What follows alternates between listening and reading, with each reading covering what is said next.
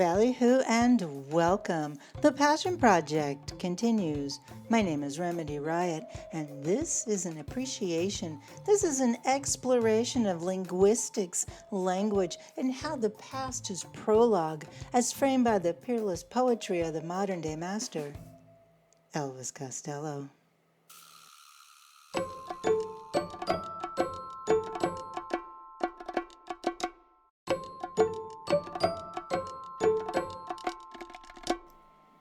Today's slow drag is with Like Licorice from the Coward Brothers, released in 2024. The songwriting is credited to Howard Coward, just one of a myriad monikers bestowed upon our beloved entertainer, first heard publicly in 1987's People's Limousine.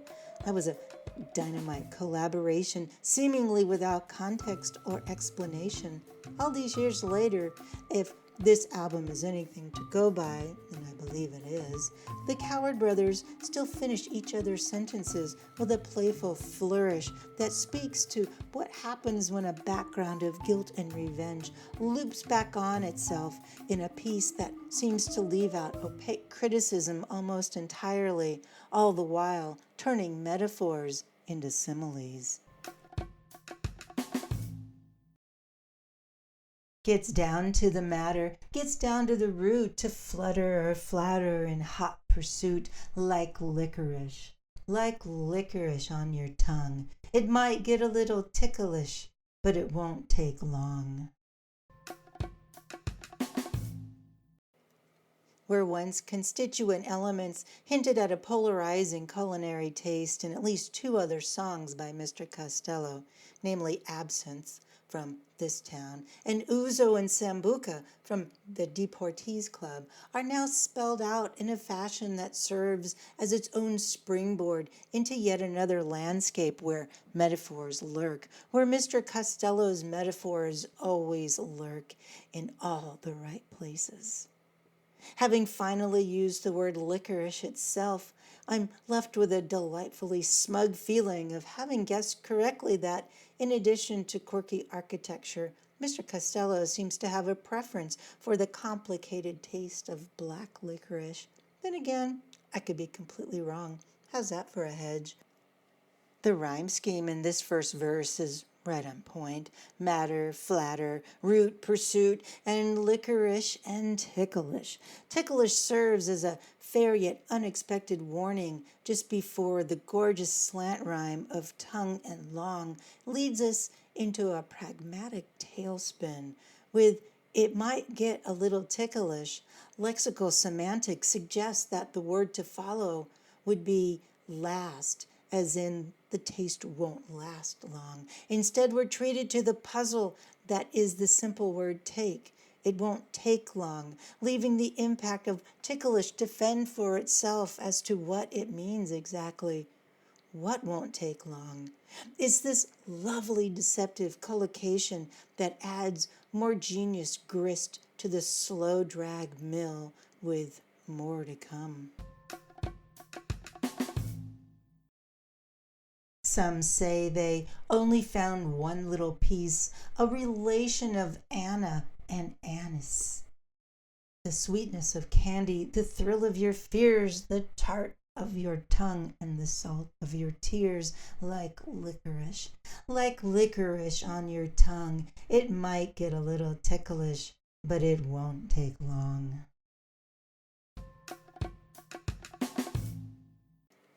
Peace and anise, and fears and tears are charming rhymes that wrap around the textures that help to augment the sensory landscape taking place in one little piece. Why are some saying it? A relation of Anna and anise. What a delightful tongue twister. And while I would be hard pressed to explain the deeper or even shallow meaning of it, I can certainly be dazzled by the dizzying ramp up to a litany of tastes and the emotions that accompany each of the words that follow. As with the lexical semantic sleight of hand of it won't take long, the use of instead of on for the tart of your tongue is as playful as it is sinister, It turns a mundane expression into a less than flattering accusation of how one presents themselves, as if it's a cutting remark about the aggression that comes with having a sharp tongue. This verse blends just enough cognitive dissonance to feel many disparate feelings at once. I could live in it for days. Give 'em what they want, a promise of a dream, a ticket on a time machine, a voyage to nowhere on a magic stick. Maybe you can give it a lick. Okay. Not everything, no matter how seemingly blatant, needs to be identified as a double entendre. Sometimes it's just enough to know it's there. This sense of taste might not be as sexy as the sense of smell when it comes to the power of how memories are stored and unlocked, but it seems to have a distinct appeal in this jam-packed verse, filled with what loops back to the halcyon days of guilt and revenge. It's a simple place that's not actually a place at all, just something left behind that is always accessible, either in thought or in deed, a quiet indulgence. Like licorice on your tongue, like licorice on your tongue. It might get a little ticklish, but it won't take long. It won't take long. It won't take long.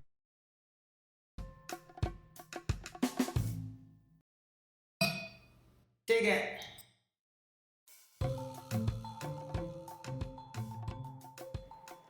Again, this has been a slow drag with Like Licorice from 2024's The Coward Brothers. Chock full of sensory and linguistic hijinks. It's so exciting to find something you didn't know you needed, and that's what this piece and this entire album has become. In actually saying the word licorice, I feel as if Mr. Costello can flaunt a happier persona, along with the fun background hoots and hollers speckled throughout this endeavor. This piece might conceal as much as it gives away, having to dig into the subtle linguistic shift of words and phrases to inflame our minds in a way not dissimilar to that feeling of black licorice on our tongue. How do I know it's black? Because what other kind of licorice would be worth singing about? I can't wait to dance more sexy slow drags with other precious gems from the Coward Brothers.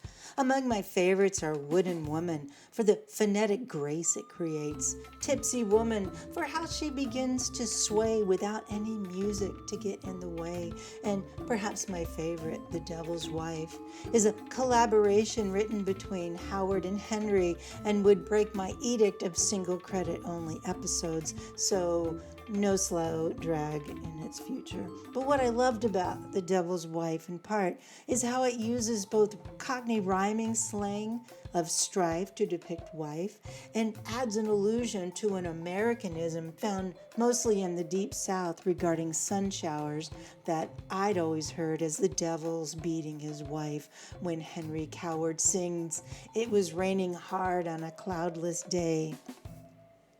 I was first introduced to T-Bone Burnett, the Henry to Mr. Costello's Howard, through his song Humans from Earth, from the stellar soundtrack of Until the End of the World, where by chance we also find a blistering cover of the Kinks' Days that Mr. Costello belts straight out of the park.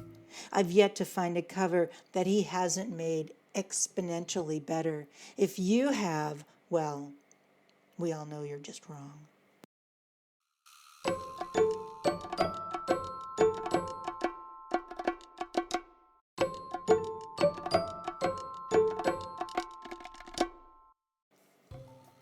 And that's it for today's Slow Drag, my fellow Elvis Costello aficionado. Thank you for listening. I'll be back soon with another Slow Drag.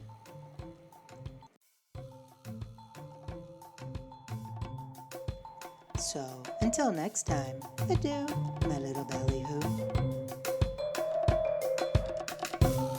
Slow drag with Remedy